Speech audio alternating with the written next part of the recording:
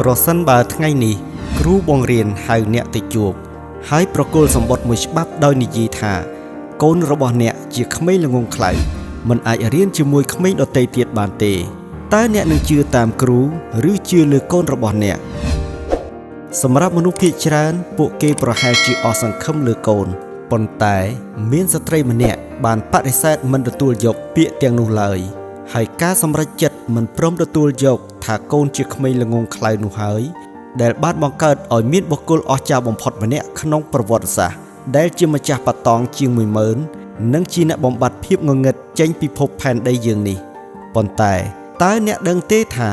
នៅពីក្រោយពន្លឺភ្លើងដ៏ភ្លឺចែងចាំងនេះគាត់ធ្លាប់ត្រូវគេមើលងាយធ្លាប់ស្ទើរតែក្រឡាប់ចាក់ពិភពអាជីវកម្មដោយខ្សែធននិងធ្លាប់ធ្វើសង្គ្រាមពាណិជ្ជកម្មយ៉ាងឃោរឃៅជាមួយនីកូឡាតេស្លាមកស្វែងយល់រឿងរ៉ាវពិតប្រាកដនៃជីវិត Thomas Alva Edison មនុស្សភាគច្រើនណាស់បានស្គាល់ Thomas Edison ត្រឹមជាអ្នកបង្កើតអំពូលភ្លើងតែប៉ុណ្ណោះប៉ុន្តែជីវិតពិតរបស់គាត់មានរឿងរ៉ាវស៊ីជម្រៅជាងនេះឆ្ងាយណាស់តាំងពីការតស៊ូជះឥទ្ធិពលពីកុមារភាពការខិតខំប្រឹងប្រែងធ្វើការរហូតដល់ថ្លង់ត្រចៀកជីវិតគ្រួសារនិងគូស្រករទាំងពីរលើកព្រមទាំងល្បិចកលក្នុងពិភពជំនួញដែលសាលាមិនដែលបានបង្រៀនអ្នកឡើយបើអ្នកមើលវីដេអូនេះដល់ចប់អ្នកនឹងមិនត្រឹមតែទទួលបានចំណេះដឹងប្រវត្តិសាស្ត្រដ៏ជក់ចិត្តនោះទេប៉ុន្តែអ្នកនឹងទទួលបានមេរៀននៃការតស៊ូចិត្តសាស្ត្រអាជីវកម្មនិងគំនិតអភិវឌ្ឍខ្លួនដែលនឹងប្រែក្លាយបរាជ័យរបស់អ្នកឲ្យទៅជាទុនឆ្ពោះទៅរកផ្លូវនៃភាពជោគជ័យ Thomas Alva Edison កើតនៅថ្ងៃទី11ខែកុម្ភៈឆ្នាំ1847នៅទីក្រុង Milan រដ្ឋ Ohio សហរដ្ឋអាមេរិកគាត់គឺជាកូនទី7និងជាកូនពៅក្នុងគ្រួសារកាលនៅពីក្មេង Edison ជាក្មេងដែលមានចិត្តចង់ដឹងចង់ឃើញខុសពីក្មេងដទៃចូលចិត្តសួរដេញដោលនិងឆ្ងល់គ្រប់យ៉ាងដែលនៅជុំវិញខ្លួនពេលគ្រប់អាយុចូលរៀនគាត់បានចូលរៀននៅសាលាផ្លូវការបានតែប៉ុន្មានខែប៉ុណ្ណោះ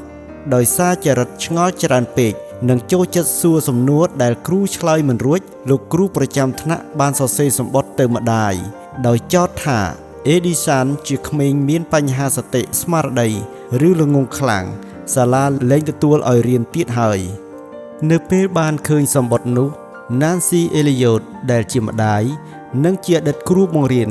មិនបានអស់សង្ឃឹមឬស្ដីបន្ទោសកូនឡើយគាត់បានដក Edison ចេញពីសាលាមកបង្រៀននៅផ្ទះដោយផ្ទាល់ដៃគាត់បានបង្រៀនឲ្យ Edison ចេះអានសរសេរចេះមេរៀនគណិតវិទ្យានិងសំខាន់បំផុតគឺបង្រៀនឲ្យចេះគិតនិងស្រាវជ្រាវអ្វីៗគ្រប់យ៉ាងដោយខ្លួនឯងម្ដាយរបស់គាត់បានប្រគល់សៀវភៅវិទ្យាសាស្ត្រមួយក្បាលឲ្យគាត់ហើយសៀវភៅនោះហើយដែលជាភ្លើងបំភ្លឺបំណងប្រាថ្នារបស់ Edison ឲ្យឈានជើងចូលក្នុងពិភពនៃការពិសោធន៍ប៉ុន្តែក្មេងប្រុសដែលរៀននៅផ្ទះម្នាក់នេះអាចស្វែងរកប្រាក់ធ្វើពិសោធន៍និងចាប់ផ្ដើមអាជីវកម្មដំបូងរបស់ខ្លួនដោយរបៀបណាដើម្បីរកប្រាក់ទិញឧបករណ៍និងសារធាតុគីមីសម្រាប់ធ្វើការពិសោធន៍ Edison បានចាប់ផ្ដើមធ្វើការជាអ្នកលក់កាសែតនំចំណីនិងបន្លែនៅលើរថភ្លើងតាំងពីអាយុ13ឆ្នាំគាត់ថែមទាំងបានទិញម៉ាស៊ីនបោះពុម្ពចាស់មួយមកបង្កើតកាសែតផ្ទាល់ខ្លួនឈ្មោះ Grand Trunk Herald ហើយបានបោះពុម្ពលក់នៅលើរថភ្លើងទៀតផងនៅក្នុងវ័យ12ឆ្នាំ Edison បានជួបប្រទះជំងឺម្យ៉ាងដែលធ្វើឲ្យគាត់បាត់បង់សមត្ថភាពស្ដាប់ថ្លង់ត្រចៀកខាងឆ្វេងនិងស្ដាប់ឮតិចតួចបំផុតនៅត្រចៀកខាងស្ដាំប៉ុន្តែ Edison មិនដែលចាត់ទុកវាជាឧបសគ្គឬតូចចិត្តនឹងខ្លួនឯងបន្តិចសោះឡើយគាត់ថែមទាំងធ្លាប់បាននិយាយថាការស្ដាប់មិនសូវឮធ្វើឲ្យខ្ញុំមានអារម្មណ៍ស្ងប់ជៀសផុតពីសម្លេងរំខានខាងក្រៅហើយអាចផ្ដោតអារម្មណ៍លើការងារបានយ៉ាងល្អក្រោយមកនៅពេលរៀនចេះជំនាញផ្ញើសារទូរលេខ Edison បានធ្វើការជាអ្នកផ្ញើសារទូរលេខនៅតាមទីក្រុងជាច្រើនគាត់តែងតែធ្វើការវេនយប់ដើម្បីយកពេលថ្ងៃនិងពេលទំនេរមកធ្វើការងារពិសោធន៍របស់ខ្លួននៅអាយុ22ឆ្នាំគាត់បានលក់អាជីវកម្មដំបូងរបស់គាត់ទាំងអស់ចេញរួចបានផ្លាស់ទីលំនៅ ទៅរស់នៅទីក្រុងញូវយ៉កដើម្បីផ្ដោតលើការងារវិស្វកម្មពេញទំហឹងតែម្ដងនៅឆ្នាំ1876ក្នុងវ័យ29ឆ្នាំអេឌីសានបានបង្កើតមន្ទីរពិសោធន៍ស្រាវជ្រាវឧស្សាហកម្មដំបូងគេនៅលើពិភពលោកនៅ Menlo Park រដ្ឋ New Jersey ទីនេះហើយដែលធ្វើឲ្យគាត់ទទួលបានរហស្សនាមថាអធិរាជនៃ Menlo Park អេឌីសានបានដឹកនាំនិងបង្ខំក្រុមការងារឲ្យធ្វើការយ៉ាងធ្ងន់ធ្ងររហូតដល់18ម៉ោងក្នុងមួយថ្ងៃបុគ្គលិកខ្លះប្រៀបប្រដូចថាជាការបង្ខំឲ្យធ្វើការដូចគោដូចក្របីនៅឆ្នាំ1877អេឌីសានបានធ្វើរឿងមួយឲ្យកក្រៅពិភពលោកទាំងមូលតាមរយៈការបង្កើតម៉ាស៊ីនថតរូបនិងម៉ាស៊ីនចាក់សំឡេងដំបូងគេវាជាឧបករណ៍ដំបូងបង្អស់ដែលអាចថតសំឡេងមនុស្សទុកនិងចាក់ឡើងវិញបានគ្រានោះគេឈ្មោះរបស់គាត់បានហក់ឡើងយ៉ាងខ្លាំងល្បីពាសពេញពិភពលោកបន្ទាប់មកគឺរឿងផលិតអំពូលភ្លើង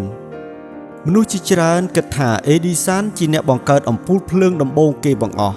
ប៉ុន្តែតាមការពិតទៅអំពូលភ្លើងត្រូវបានគេបង្កើតមុនគាត់ទៅទៀត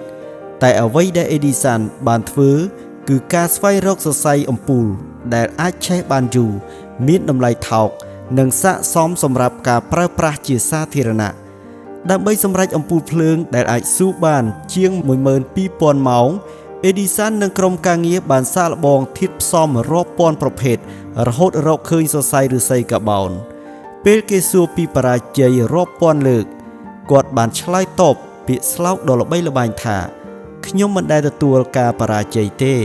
ខ្ញុំគ្រាន់តែបានរកឃើញវិធីសាស្ត្រ 10000 វិធីដែលវាមិនដំណើរការតែប៉ុណ្ណោះ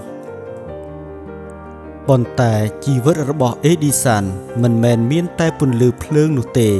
ផ្នែកដ៏ក្តៅគគុកនិងអាចកំបាំងដ៏ធំបំផុតក្នុងប្រវត្តិសាស្ត្រជំនួញគឺ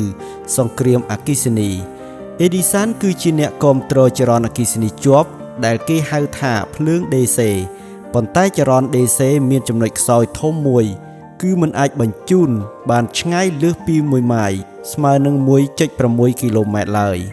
ពេលនោះNikola Tesla និងក្រុមហ៊ុន Westinghouse បានបង្ហាញខ្លួនជាមួយអគ្គិសនីឆ្លាស់ដែលគេនិយមហៅថាភ្លើង AC ឬហៅម្យ៉ាងទៀតគឺភ្លើងគីឡូជាប្រភេទភ្លើងអាចបញ្ជូនចរន្តបានឆ្ងាយនិងចំណាយដើមទុនតិចជាងដើម្បីការពារអាជីវកម្មនិងចក្រភព DC របស់ខ្លួនអេឌីសានបានធ្វើការឃោសនាបំផ្លាញឈ្មោះចរន្ត AC យ៉ាងឃោរឃៅដោយព្យាយាមបង្ហាញថាចរន្ត AC មានគ្រោះថ្នាក់ដល់ជីវិតគាត់ថែមទាំងគាំទ្រឲ្យប្រើចរន្ត AC ក្នុងការបង្កើតកៅអីអគ្គិសនីសម្រាប់ប្រហារជីវិតអ្នកទោសដើម្បីធ្វើឲ្យមហាជនភ័យខ្លាចចរន្ត AC ទៀតផងតើល្បិចនេះអាចទប់ស្កាត់ចរន្ត AC បានដែរឬទេហើយតើអេឌីសានបាត់បង់ការគ្រប់គ្រងក្រុមហ៊ុនខ្លួនឯងដោយរបៀបណាទោះជាអេឌីសានខិតខំយ៉ាងណាក៏ដោយចុងក្រោយចរន្ត AC បានឈ្នះនិងក្លាយជាស្តង់ដារប្រើប្រាស់រហូតមកដល់សព្វថ្ងៃនៅឆ្នាំ1892មហាសេដ្ឋី JP Morgan បានរៀបចំការរួមបញ្ចូលគ្នារវាងក្រុមហ៊ុន Edison General Electric និងក្រុមហ៊ុនគូប្រជែងហើយបានដកឈ្មោះ Edison ចេញបង្កើតបានជាក្រុមហ៊ុនយក្ស General Electric ហៅកាត់ថា GE ដែលយើងស្គាល់មកដល់សព្វថ្ងៃនេះក្រៅពីពិភពជំនួញជីវិតគ្រួសាររបស់ Edison ក៏មានរឿងរ៉ាវស្មុគស្មាញជាច្រើនផងដែរ Edison ជាមនុស្សដែលស្រឡាញ់ការងារនៅក្នុងមន្ទីរពិសោធន៍ជាជាងការចំណាយពេលជាមួយគ្រួសារអាពាហ៍ពិពាហ៍ទី1នៅឆ្នាំ1871គាត់បានរៀបការជាមួយ Mary Stilwell អាយុ16ឆ្នាំនិងមានកូន3នាក់ដោយសារ Edison មិនសូវនៅផ្ទះនិងមើលងាយពេលវេលាគ្រួសារប្រពន្ធរបស់គាត់មានបញ្ហាសុខភាពផ្លូវចិត្តហើយបានទទួលអនិច្ចកម្មនៅអាយុត្រឹម29ឆ្នាំក្រោយពេលរួមរស់ជាមួយគ្នាត្រឹមរយៈពេល13ឆ្នាំប៉ុណ្ណោះអាពាហ៍ពិពាហ៍ទី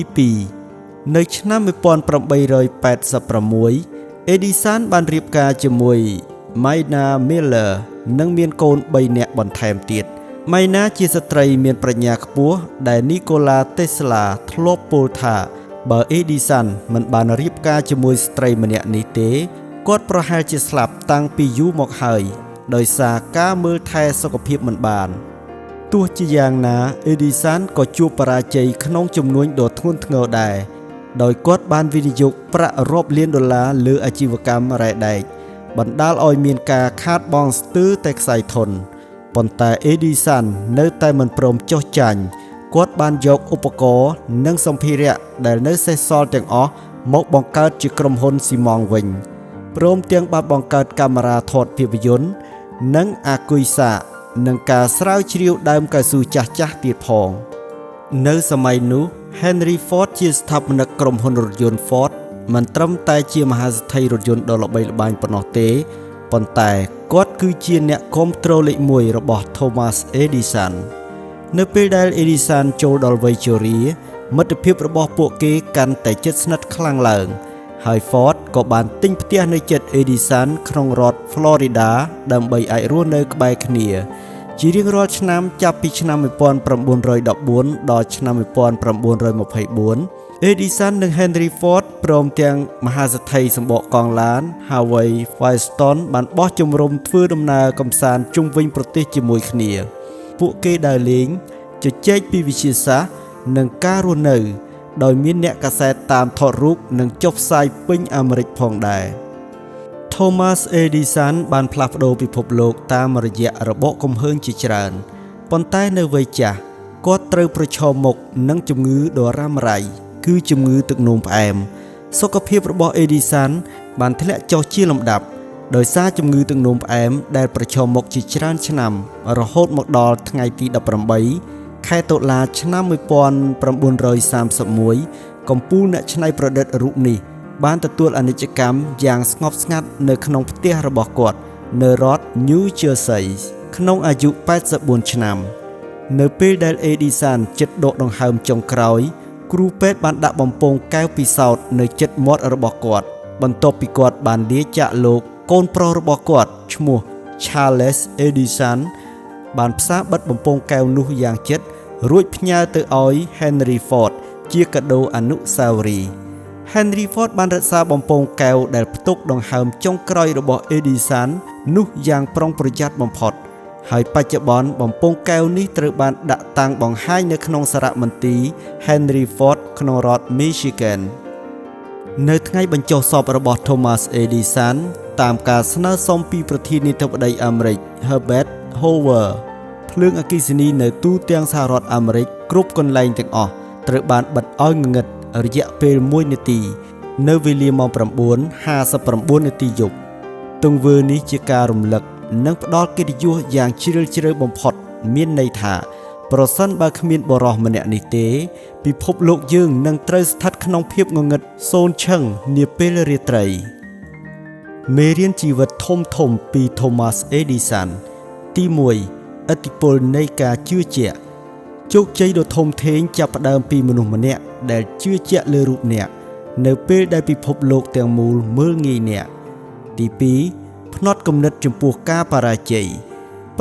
ពេលនេះមិនមែនជាទីបញ្ចប់នោះទេវាជាជំហានដែលប្រាប់ថាមួយណាមិនដំណើរការឬមិនទាន់ទទួលជោគជ័យ 100% ទី3ភាពអត់ធ្មត់និងការប្រឹងប្រែងភាពជោគជ័យកើតចេញពីការបំផុសគំនិត 1% និងការខិតខំប្រឹងប្រែង 99% តើលោកអ្នកយល់យ៉ាងណាដែរចំពោះរឿងរ៉ាវរបស់ Thomas Edison តើគាត់ជាកំពូលអ្នកច្នៃប្រឌិតឬជាសហគ្រិនកំពូលល្បិចកលប្រសិនបើលោកអ្នកចូលចិត្តសាច់រឿងបែបប្រវត្តិសាស្ត្រដ៏ជក់ចិត្តនិងពោរពេញដោយមេរៀនជីវិតសូមចុច like វីដេអូនិងចុច Subscribe Channel ដើម្បីទទួលបានវីដេអូប្រវត្តិសាស្ត្រប្រវត្តិបុគ្គលល្បីៗជាច្រើនបន្តទៀតសូមចុចទស្សនាវីដេអូបន្ទាប់